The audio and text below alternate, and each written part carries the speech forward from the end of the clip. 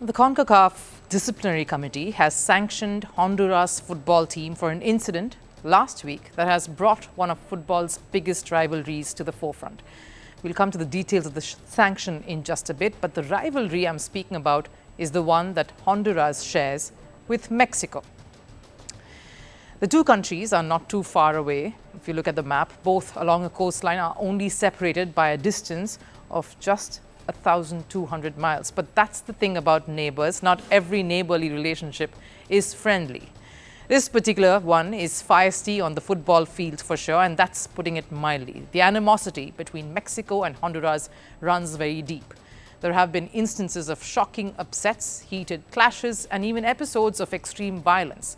It's a long-standing grudge where pride has often crossed the line into brutality.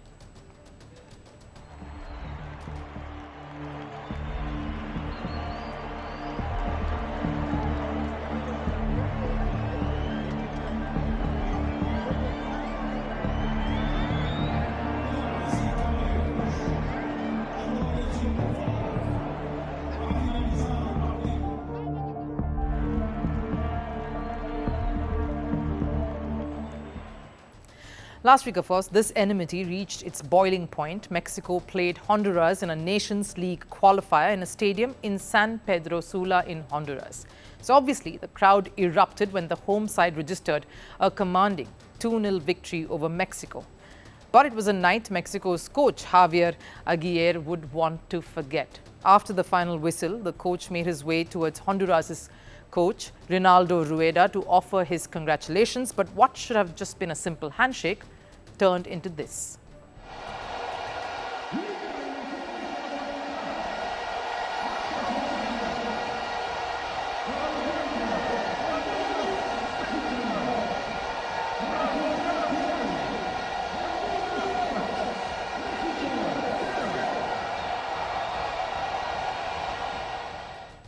Quite gory and gruesome visuals that. From the stands, a full can of beer was hurled at the Mexico coach. It struck Javier on the top of his head. The projectile split his skin, sending blood down his face, yet Javier kept his composure. Security, of course, rushed in to assess the situation, but he waved them off and carried on. Ignoring the wound, Mexico's coach extended his hand to Rueda. For Javier, this was, of course, nothing out of the ordinary or shocking. This was passion. They deserve to win. They were better than us in areas. I've got nothing left but to congratulate them, and well, to try to lift my team's spirit. The other thing, there's no point in even mentioning it because, well, it's football. I'm not one to complain. It's highlighted a rivalry that has been a deep-rooted one for decades. This was not an isolated incident, a rude welcome in some sense for Coach Javier, who took charge of Mexico in July this year, coming back for a third stint with this national side. I trust my job. We are in a sport where results determine things.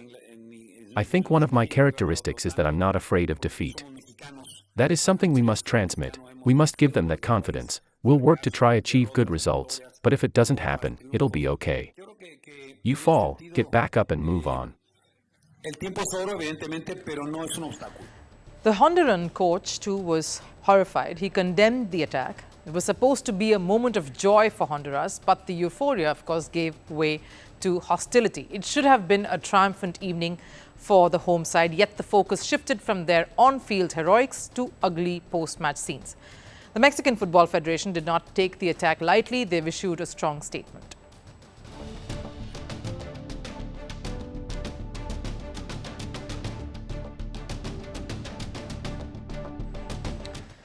CONCACAF also on their part echoed similar sentiments, and it was not too long before Honduras made a U-turn. While they called the incident regrettable, they wasted no time in shifting the blame.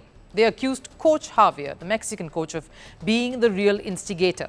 According to the Honduran Football Federation, the hostility was fueled by Mexican coach's provocative gesture. Their exact words. They said Javier was the reason why the chaos unfolded after the game concluded. Instead of damage control, Honduras decided to point fingers at the coach of the opposition instead, who was attacked, perfectly reiterating the bad blood that we see between these two footballing sides and countries that I was referring to at the start. The face-offs between these two countries in the past have often been marked by aggression and rough tackles. And their clashes and the outcomes have had a ripple effect. Back in 2013, outrage followed Honduras' 2-1 victory over Mexico. The match was played in the Mexican fortress. Mexican fans were enraged with a lot of the refereeing in that game in Azteca, which hampered their chances of qualifying for the World Cup. The 2015 Gold Cup quarterfinal clash was marked by rough tackles. The match saw a total of 32 fouls. The referees came under scrutiny for not exercising control over the game. In 2017 World Cup qualifier, Honduras' 3-2 win over Mexico sparked controversy. The match saw a disallowed Mexican goal, which led to a heated argument in the middle of the pitch. Tensions escalated when Mexican fans threw bottles and cups onto the field then. And this attack last week on Mexico's coach has had its ramifications too. Like I mentioned earlier, Honduras is facing sanctions now. The team will play their next game behind closed doors at home. In addition to the empty stadium order, Honduras' Football Federation has been fined for failing to ensure security during the game. And CONCACAF's statement also included a stern warning. Further incidents like this would lead to more severe penalties. For Honduras, the message is clear. While their away win have given them an edge on the field, the incident itself leaves a bit of a stain on their reputation.